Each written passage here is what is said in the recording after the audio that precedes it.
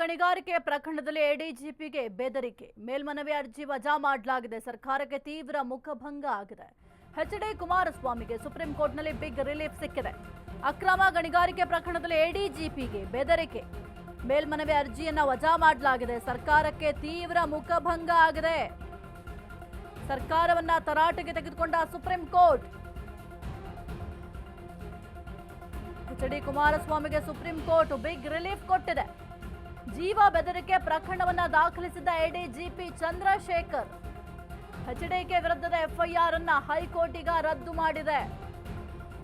High court ಆದೇಶ ಪ್ರಶ್ನಿಸಿ ಸುಪ್ರೀಂಗೆ ಸರ್ಕಾರದ ಮೇಲ್ಮನವಿ ಸಲ್ಲಿಕೆ ಮಾಡಲಾಗಿತ್ತು. ಎಫ್ಐಆರ್ ಮೇಲಿನ ತನಿಖೆಗೆ ತಡೆಯನ್ನ ಕೊಟ್ಟಿದೆ ಸುಪ್ರೀಂ ಕೋರ್ಟ್. ಇದೀಗ ಹೈಕೋರ್ಟ್ ಆದೇಶವನ್ನೇ ಸುಪ್ರೀಂ ಕೂಡ ಎತ್ತಿ ಹಿಡಿದಿದೆ. ಅಕ್ರಮ ಗಣಿಗಾರಿಕೆ ಪ್ರಕರಣದಲ್ಲಿ ಎಡಿಜಿಪಿಗೆ ಬೆದರಿಕೆಯನ್ನು ಹಾಕಲಾಗಿತ್ತು ಎಂಬ ಆರೋಪ ಕೇಳಿಬಂದಿತ್ತು. ಇದರ ಬೆನ್ನಲ್ಲೇ ಸದ್ಯಕ್ಕೀಗ ಎಚ್.ಡಿ. ಕುಮಾರಸ್ವಾಮಿಗೆ ಸುಪ್ರೀಂ ಕೋರ್ಟ್ ಬಿಗ್ ರಿಲೀಫ್ ಅನ್ನ ಕೊಟ್ಟಿದೆ. ಏನ್ ಮೇಲ್ಮನವಿ ಅರ್ಜಿಯನ್ನ ಸಲ್ಲಿಕೆ ಮಾಡಿದ್ರು ಸರ್ಕಾರದವರು, ಈಗ ತೀವ್ರ ಮುಖಭಂಗವನ್ನ ಎದುರಿಸುವಂತಹ ಪರಿಸ್ಥಿತಿ ನಿರ್ಮಾಣ ಆಗಿದೆ.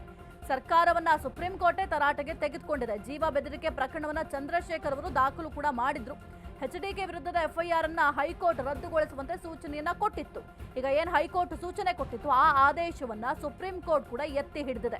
ಇನ್ನು ಹೈಕೋರ್ಟ್ ಆದೇಶವನ್ನ ಪ್ರಶ್ನಿಸಿ ಸುಪ್ರೀಂಗೂ ಕೂಡ ಸರ್ಕಾರದವರು ಮೇಲ್ಮನವಿಯನ್ನ ಸಲ್ಲಿಕೆ ಮಾಡಿದ್ರು. ಆದ್ರೆ ಸುಪ್ರೀಂ ಕೋರ್ಟ್ ಇದೀಗ ಹೈಕೋರ್ಟ್ ಆದೇಶವನ್ನ ಎತ್ತಿ ಹಿಡಿದಿದೆ. ರಾಜಕೀಯ ಹೋರಾಟಕ್ಕೆ ವೇದಿಕೆ ಮಾಡ್ಕೋಬೇಡಿ, ರಾಜ್ಯ ಸರ್ಕಾರಕ್ಕೆ ಸುಪ್ರೀಂ ಕೋರ್ಟ್ ಕ್ಲಾಸ್ ತೆಗೆದುಕೊಂಡಿದೆ. ಹಿಂದೆಯೂ ಇಂಥದ್ದೇ ಅರ್ಜಿ ವಜಾ ಮಾಡಲಾಗಿತ್ತು. ಇದೀಗ ಮತ್ತೊಮ್ಮೆ ಅರ್ಜಿ ಯಾಕೆ ಸಲ್ಲಿಸಿದ್ದೀರಿ ಅಂತ ಪ್ರಶ್ನೆ ಮಾಡಿದ್ದಾರೆ. ಸರ್ಕಾರದ ಪರ ವಕೀಲರಿಗೆ ಸುಪ್ರೀಂ ಕೋರ್ಟ್ ಚಾಟಿ ಬೀಸಿದೆ. ರಾಜ್ಯ ಸರ್ಕಾರದ ವಾದವನ್ನ ಸಿಜೆಐ ಪೀಠ ತಿರಸ್ಕರಿಸಿದೆ. ರಾಜ್ಯ ಸರ್ಕಾರ ಸಲ್ಲಿಸಿದ್ದ ಅರ್ಜಿಯನ್ನ ಪೀಠ ವಜಾಗೊಳಿಸಿದೆ.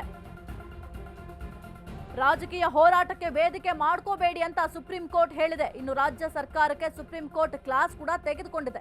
ಹಿಂದೆಯೂ ಇಂಥದ್ದೇ ಅರ್ಜಿಯನ್ನ ವಜಾ ಮಾಡಲಾಗಿತ್ತು ಅಂತ ಹೇಳಿದೆ. ಈ ಕುರಿತು ಹೆಚ್ಚಿನ ಮಾಹಿತಿ ನೀಡ್ತಾರೆ ನಮ್ಮ ಪ್ರತಿನಿಧಿ ಅರುಣ್. ಅಕ್ರಮ ಗಣಿಗಾರಿಕೆ ಪ್ರಕರಣದಲ್ಲಿ ಎಡಿಜಿಪಿಗೆ ಬೆದರಿಕೆಯನ್ನ ಮಾಡಲಾಗಿತ್ತು ಎಂಬ ಆರೋಪ ಕೇಳಿಬಂದಿತ್ತು ಎಚ್.ಡಿ. ಕುಮಾರಸ್ವಾಮಿ ಅವರ ವಿರುದ್ಧವಾಗಿ. ಈಗ ಹೈಕೋರ್ಟ್ ಏನು ಆದೇಶ ಕೊಟ್ಟಿತ್ತು ಅದೇ ಆದೇಶವನ್ನ ಸುಪ್ರೀಂ ಕೋರ್ಟ್ ಕೂಡ ಎತ್ತಿ ಹಿಡಿದಿದೆ. ಏನೆಲ್ಲ ಅಪ್ಡೇಟ್ಸ್ ಇದೆ ಒಂದು ವಿಚಾರಕ್ಕೆ ಸಂಬಂಧಪಟ್ಟಂತೆ?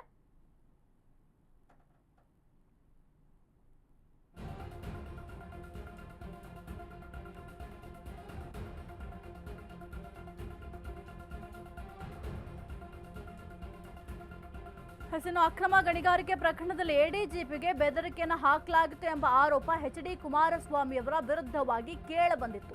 ಈಗ ಹೈಕೋರ್ಟ್ ಏನು ಅರ್ಜಿಯನ್ನ ವಜಾ ಮಾಡಿತ್ತು ಅದನ್ನೇ ಈಗ ಸುಪ್ರೀಂ ಕೋರ್ಟ್ ಅರ್ಜಿಯನ್ನ ವಜಾ ಮಾಡಿದೆ. ಹೈಕೋರ್ಟ್ ಕೊಟ್ಟ ಆದೇಶ ಸರಿ ಇದೆ ಅಂತ ಸುಪ್ರೀಂ ಕೋರ್ಟ್ ಕೂಡ ಹೈಕೋರ್ಟ್ ಆದೇಶವನ್ನ ಪ್ರತಿಪಾದಿಸಿದೆ.